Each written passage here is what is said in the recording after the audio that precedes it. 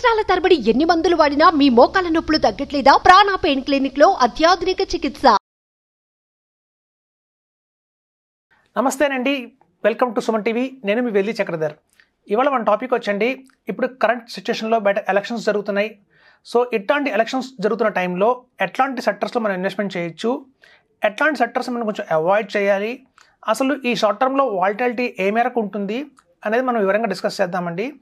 అయితే చూడండి, ఈ ఎలక్షన్స్ గురించి ఒక బెంజమిన్ గ్రహం అని ఆయన ఏమని చెప్పారంటే, ఈయన మనకి ఫాదర్ ఆఫ్ వాల్యూ ఇన్వెస్టింగ్ అండి. ఈయన in the short run market is voting machine, but in the long run it is a weighing machine అని చెప్పారు. అంటే ఏంటంటే, ఎప్పుడైనా సరే ఈ షార్ట్ టర్మ్లో ఎట్లాంటి వాలిటాలిటీ ఉన్న టైంలో మార్కెట్ జుట్టు బికాస్ ఆఫ్ ఎలక్షన్స్ కనుక ఉంటే, ఇది ఒక సైకాలజికల్ ఎలా ఉండాలంటే, ఒక ఇన్వెస్టర్ ఐ డోంట్ కేర్ అనే సైకాలజీతో ఉండాలండి అని చెప్తున్నారు ఈయన. ఇప్పుడు చూడండి, మార్కెట్లో గతంలో చాలాసార్లు చూసాం, ఎలక్షన్స్ వస్తున్నాయి మనకి ప్రతిసారి. అయితే గణనీయంగా ఒక 1991 నుంచి 2024 వరకు కనుక ఒక సర్వే తీసుకుంటే మనకి ఎలా ఉంది అని లాంగ్ రన్లో చూస్తే కనుక, నిఫ్టీ 50లో ఎవరైతే 1991లో కనుక 10,000 రూపీస్ ఇన్వెస్ట్మెంట్ చేశారో, ఇవాళ వాళ్ళకి 6,74,532 రూపీస్ ఉందండి. అంటే గణనీయంగా ఈ 33 ఇయర్స్లో మార్కెట్ ఎలాంటి గవర్నమెంట్ ఉన్నా సరే మనకి 13.47% CAGR ఇచ్చిందండి.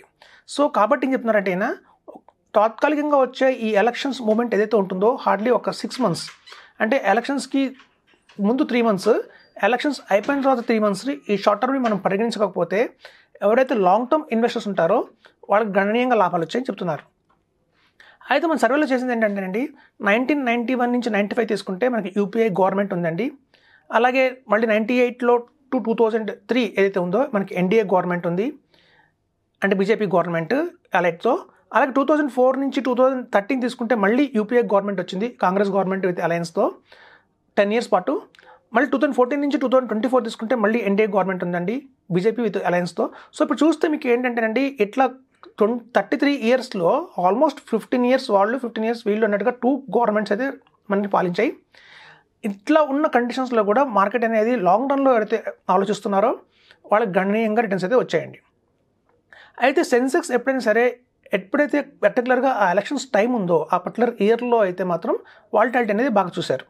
అయితే మన సర్వే చెప్తుంది ఏంటంటే, అండర్ పర్ఫార్మింగ్ సెక్టర్స్ ఏంటి అంటే, ఇట్లాంటి పర్టికులర్గా ఎలక్షన్స్ ఉన్న పర్టికులర్ ఆ ఇయర్లో తీసుకుంటే మనం under performing stocks, under performing sectors ఏంటంటే, మీకు ఆటో రంగం అండి, ఆటో ఒకటి, ఫార్మా ఒకటి, FMCG fast moving consumer goods, అలాగే మనకి ఆయిల్ అండ్ గ్యాస్, మెటల్, ఇవన్నీ కూడా మనకి ఆ పర్టికులర్గా ఆ ఎలక్షన్స్ ఉన్న ఇయర్స్లో కొంచెం అండర్ పర్ఫార్మ్ చేసాయండి.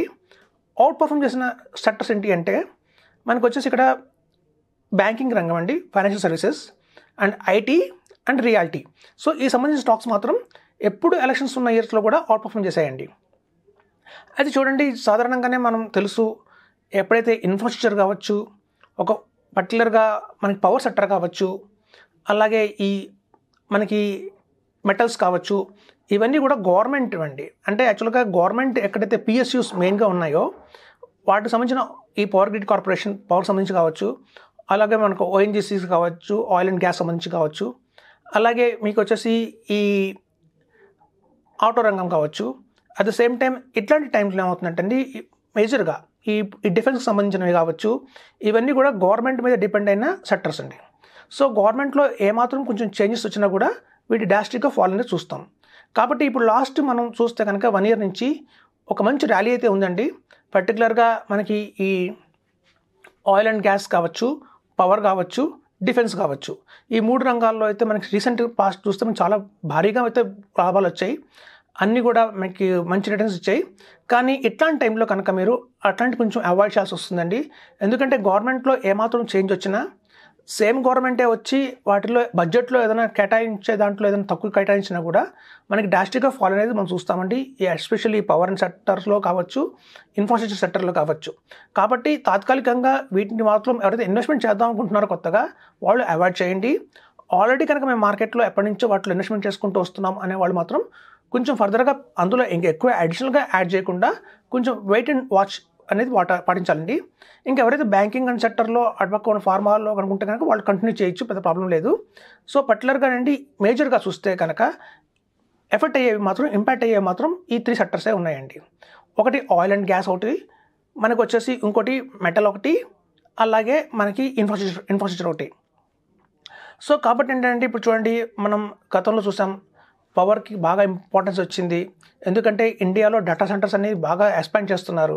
ఎప్పుడైతే డేటా సెంటర్స్ ఎక్స్పాండ్ చేస్తున్నారో ఒక్క డేటా సెంటర్కి కావాల్సిన పవర్ ఎంత అంటే ఒక విలేజ్కి ఎంత కన్సంప్షన్ కావాలో, ఒక చిన్న విలేజ్ తీసుకుంటే ఆ విలేజ్ మొత్తానికి ఎంత కన్సంప్షన్ కావాలో ఒక్క డేటా సెంటర్ అంత కన్సంప్షన్ తీసుకుంటుందండి పవర్.